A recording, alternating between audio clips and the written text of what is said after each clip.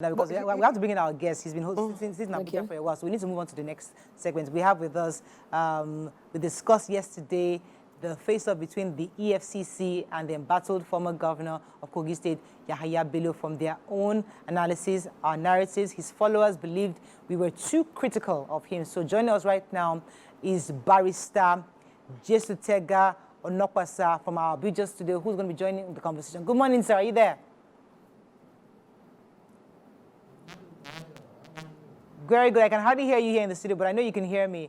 I know we're talking about Adams Oshomole earlier, but I had to switch over to you because I'm told that you were in the studio. I didn't want to keep you.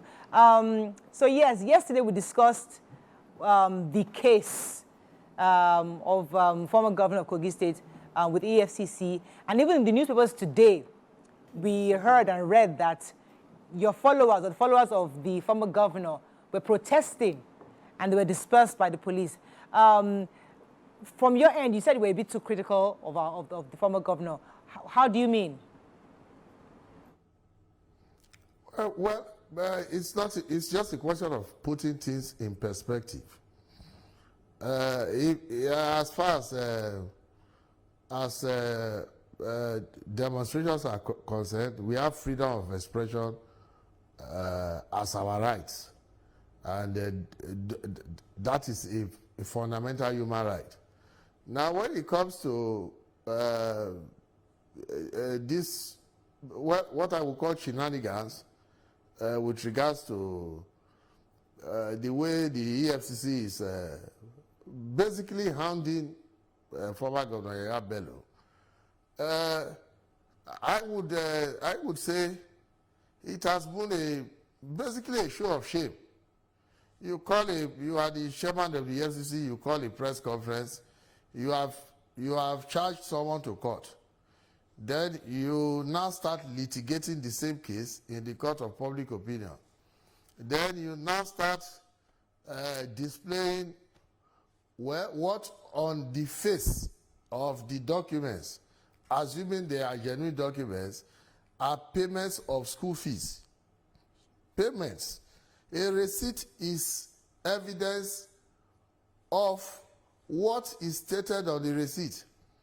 So if you show me a receipt of payment of school fees, it's evidence of payment of school fees alone, assuming the receipt is even a genuine receipt.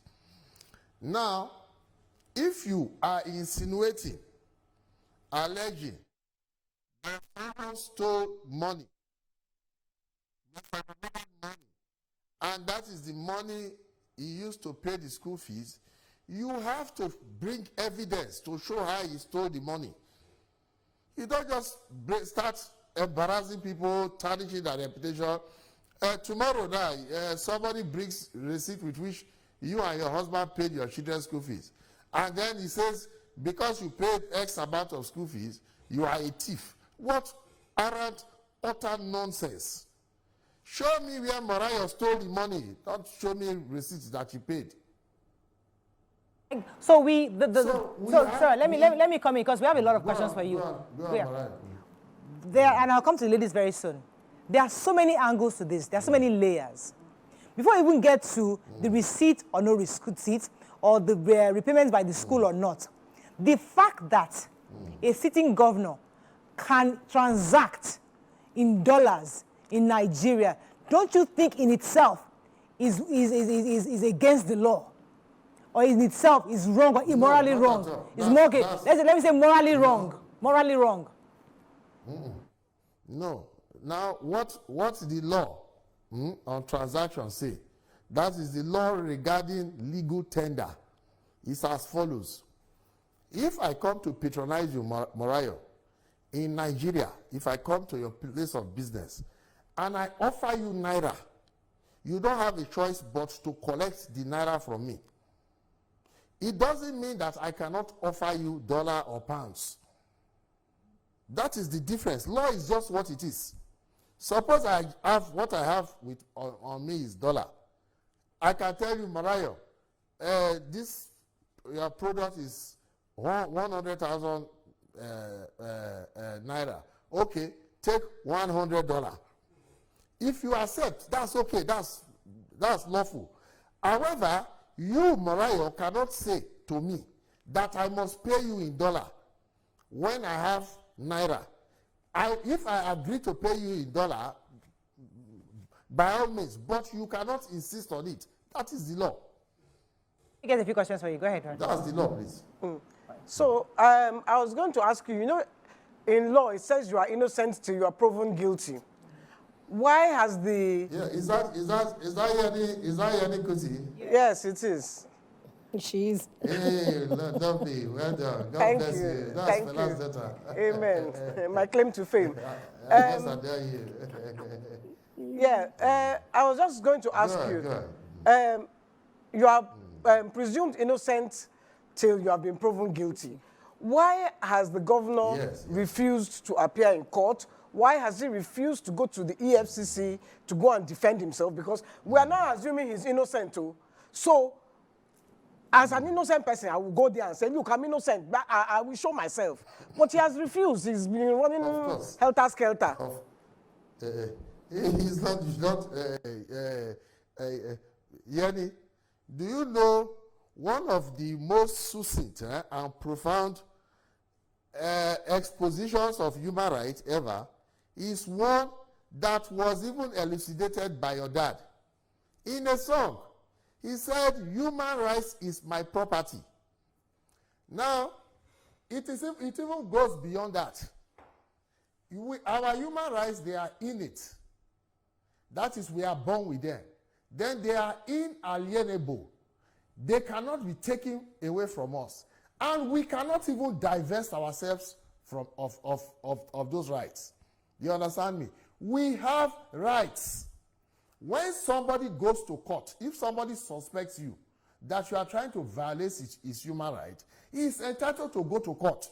And the court is the highest authority in any country. Even a president is subject to the authority of the courts. When the court has made a pronouncement, the only person that can counter the pronouncement of the court is the court. Now, for some reason, me, I have not been in contact with former Governor Yahaya Bello. For some reason, it is clear that he's a former governor, for God's sake. Let's not pretend that people don't know what they are doing. He is convinced that his people are intent not on fighting corruption. This is not a case of corruption fighting back. It's a case of corruption pretending to be fighting corruption. You call somebody on the phone, you don't even properly invite him. Then you tell him, come let me smuggle you through the back door into my office. The same EFCC that accused former governor, sitting governor Ododo of smuggling his predecessor from the predecessor's residence, when they mobilized there to make an illegal arrest against an order of court. Do you understand me? That is the same EFCC chairman. I don't know what happened to him that day. He just called the press conference, he didn't even sound like a lawyer at all. I was dumbfounded. He started confessing that somebody he calls a suspect, that he told the person, Barrister, let me smuggle you through the back door. Barrister, you have not answered what he said. Barrister, you've not answered YK's question. Why is he not showing up in the FCC? And I don't think what the EFCC chairman said was smuggling. Use my own office stairs so that we have to preserve your dignity. So nobody will see you. I wasn't trying to smuggle. Preserve your dignity. Use my own private office stairs. That's what the invitation was. So the question YK was asking, why is Yahaya Bello not showing himself to EFCC if he's indeed innocent? Simple question. Beautiful. Now, in the first place, he was not invited. You don't invite someone via a phone call. You will invite someone with documentation. You write someone an invitation. Even police, that is, in fact, the most competent, the most reliable law enforcement is police. They know how to do these things. They will still send you, they even have something like a form. They come to your house, they give you the form. You are invited. You now have documentation. They write you, police writes you. How can EFCC be calling somebody on the phone that you are invited? Does then and through the back door, the man might be suspecting something else. Now, however, Morayo, he is in court. So even the notion of his running away from the law is absolute balderdash. If somebody briefs a lawyer and a lawyer is representing the person, in the eyes of the law, our profession, the legal profession, the person is in court, is not running from anybody. That's just like okay, let me get to let me get a few questions here for you. This moment is not running away from anybody. One popular quote from Rosa Parks that I like, it says that you must never be fearful about what you're doing when it is right. And this brings me to ask, as an APC chieftain and as a barrister, it feels like what you are trying to tell us now is that the EFCC has overstepped their boundaries, that they do not have the capacity in which to carry out what they have done in terms of having to drag Yahaya Bello back and forth. But in this climb now, I like the fact that you are from also the ruling party and the EFCC is operating under the ruling party. So should the masses be feeling that there's a discord amongst the EFCC and the government of the day? And is there no alienation between both parties to say, okay, this is what we want to do and this is how we want to carry it out, regardless of whatever or however anybody feels that it should be done? In fairness to you, EFCC is independent of any party. Has nothing to do with parties. So that's the system we're building right now. EFCC is independent and they can independently carry out what they're doing. So they're under their jurisdiction. They're constitutionally required to do what they're doing. It doesn't have there's no party. Let's do the party part of it. But I agree with your question. What are you saying concerning the EFCC? Are you saying that they have overstepped their boundaries from what they are constitutionally required to do concerning engaging Yahaya Bello? The EFCC is presently, Marayo, the EFCC is currently in contempt of court. A court gave an order. Even in the court, if, for instance, the customary court in, I don't know your let's say in Lagos Island, I think you are a Lagosian. Customary court, not high court. If it had given an order, it is still a court. Now, it will be obvious that that court ought not to assume jurisdiction in a matter like this. It does not mean you will still go and vacate that order. Not to talk of a high court. When the court has given an order, you cannot then mobilize and even imagine the manner in which they mobilize. Endangering the other. Is it only Yahaya Bello that stays on that street? There are other people there. Do you understand me? They are in contempt of court. Then he charged a matter to court. Then he now called a press conference. He is now engaging in media trial. What the EFCC chairman doesn't seem to realize. You know, people get carried away when they get to high office. All these things, we have seen them before. And we know where everybody ended up. With all their shakara, their big... Let me get a few more questions for you. Go ahead. So, Barrister, do you find it worrisome that in a country where parents, business people are looking for foreign currencies, for dollars to actually do their business, to pay children's school fees abroad, and people are not able to have access to funds, that a sitting governor had access to that much funds to even pay for school fees way ahead of time? So, what is your take on that? I want to hear your take on that. Yeah, I believe that's Sandra Easy. Am I mistaken? Hello? Mr. Amaka Orakwe. Many centuries ago. And this Amaka Orakwe. Go ahead. Sorry. Now, there is no proof. You don't just show somebody. This is not how we operate in law.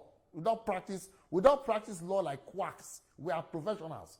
You don't show me receipts and you say someone is changing dollar. What's my business? Is Olukoyede a court? Olukoyede does not even have the capacity of a customary court. So all that one is absolute nonsense to a lawyer. You don't show me receipt and you say somebody went to change dollar in BDC. Have you convicted the person? I'm not interested in that. However, let me just approach it intellectually. That somebody went to change dollar, and so what? Good God. And so what? I don't think there's any one of us here who has I-end dollars regularly. If somebody wants to pay me dollar, I'm going to reject the dollar. The more forex you even have in your economy, the better for the economy. Because it means more forex is chasing your local currency. then your currency starts rising up, and the value of forex, if it's a dollar, if it's pounds, if it's a euro, it keeps going down. So now, as for whether Yahaya converted money to dollar and so on, you will charge him to court. He will have the right to defend himself. Don't call a press conference and start talking not like a lawyer, for God's sake. The sort of thing that somebody will expect you to use to ambush Bello in court is what you are. If I was a superstitious person, I'm a Catholic. If I was a superstitious person, I would say that Yahaya is just pressing a remote, and Olukoyede keeps deliberately trying to ruin the case. One second, Barrister. Let me get a follow-up question. A follow-up question on what I said. So the school accepted receiving the money from him, and they have returned the money received. And you're talking about part of the money, and you said that there's no receipts, right, for the payment of this school fees. In your capacity as a lawyer, the acceptance by the school that Yahaya Bello paid that money and they have returned part of it, and they're willing to return the rest, what does that constitute? Please, can you educate us on that? Amaka is immaterial. If you feel that if the EFCC feels that is an issue, it is not to be litigated on your view. It's not to be litigated on what's our flagship program, Journalist Hangout. It's not to be litigated on Politics Today or Politics Tonight. It is to be litigated in a court of law. All of us are subject to court. Do you know what Yahaya will say about it if he was charged to court on that basis? I can just make up any argument now. It's like this one about Ododo going to smuggle somebody. You say you saw his vehicle there. Did you see Ododo smuggling somebody? That's not how we practice law. Do you even know whether Yahaya Bello was in the house?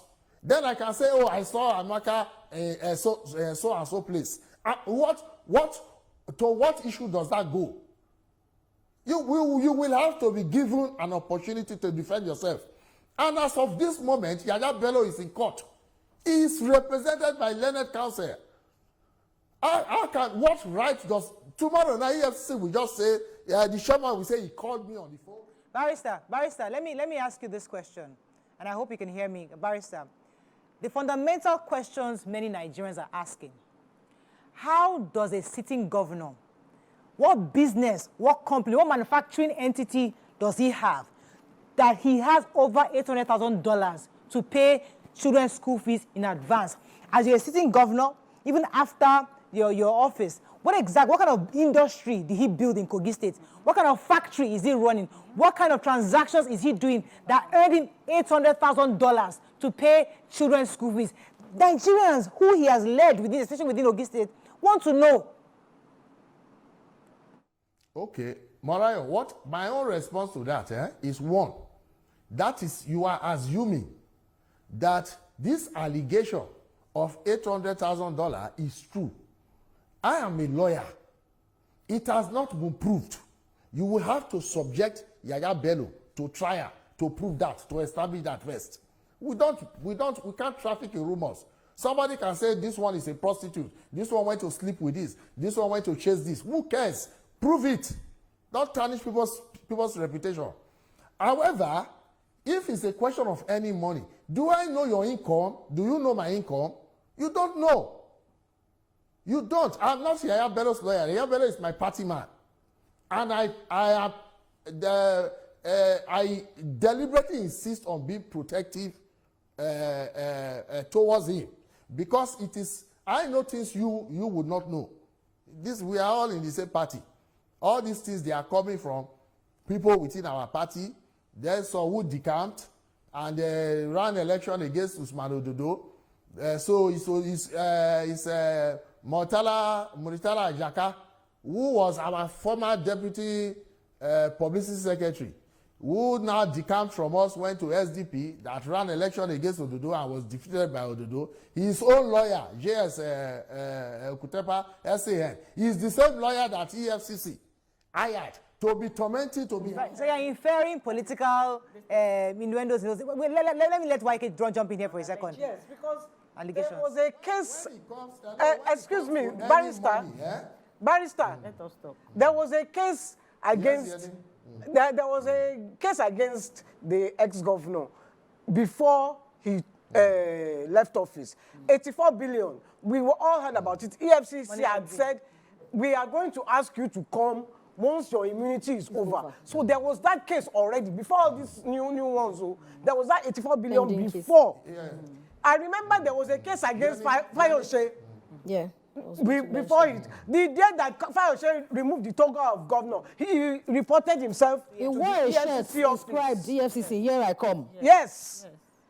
And today he's a free man. We don't know whether he has court case, but today he's walking around free. So integrity would have made, it would have smelt of integrity if the former governor had done that. Because already they had said there was a case against him. Yanni, can I respond, Yanni? Now, the EFCC wrote to Fayose. They did not write to Yahaya Bello. I don't think they offered. I don't think the EFCC chairman at that time offered to smuggle Fayose through the back door. This one, by his own admission, he said he will smuggle Yahaya Bello through the back door. That's what he said himself. I'm not the one saying it. He said it at the press conference. So there is a big difference. They invited Fayose. They did not invite Yahaya Bello. Now, if you come to this so-called allegation of 80-something billion, it is probably the most ridiculous part of this issue. Because the EFCC first accused him of embezzling 82 billion, 80.2 billion, before he even became a governor. Then they amended the charges, and they were saying, alleging that he embezzled 82 billion within 1 month of becoming a governor. What is the budget, the total budget in a year of Kogi State? The richest state in Nigeria, in overall terms, is Lagos. The richest state in per capita terms is Delta State. Do you know how difficult it will be for the most experienced thief of a governor to remove 80 billion from a state? Is he not paying salaries? Is he not servicing debts? It sounds, unless you don't have experience of governance, I have to pause you for a second. I'm told that there's technical issues. I have to go on a short break and I'll be right back. I think I have just time for one more question. And I think Amaka was referring to the way you said that, do we know his income? Because the governor's income is quite public. And the truth is that every governor is supposed to declare before they become governors to the Code of Conduct Bureau to let us know what you have. So Nigerians are asking, where did he get that kind of money from as governor? But I think, yes, right. Now, I don't know Yaya's income before he became a governor. I don't know his business. If you are disputing somebody's income, it's not for the person to explain his income. It is for you to prove that he's spending. Do we know what is all this hypocrisy? Should we probe Olanipekun Olukoyode? Let us go and check the school fees he has been paying, whether it's not more than his salary. Good God, what is all this talk? Do you know my income? You don't have the slightest idea what's my income. Barrister, Barrister, do you understand? Barrister, do you understand that many Nigerians, they are appalled how lawyers use various technicalities to cover malfeasance in our country? Excuse me. Somebody who was able to run election as a governor, was he a street cleaner before? Then tomorrow, if I decide to contest as for governorship or for senate or for president, then I look like a beggar. I'm a non-entity. Was I not any income before? Have I not been paying my children's school fees? Have I not been taking care of? Do you know why people voted for? I'm from Delta State. Everybody in Delta State voted for. The majority of people voted for Achiwaju. In my own constituency, my father's village, all of them voted for Achiwaju because of me. They said, even though they wanted to vote for Peter Obi, because of how Onukwasa has been taking care of us, they will vote for Achiwaju. That let's remove shame from his eye. Have I not been taking care of people? It's as if Yahaya was begging on the street before he became a governor. So I don't. If you feel he ate money, no problem.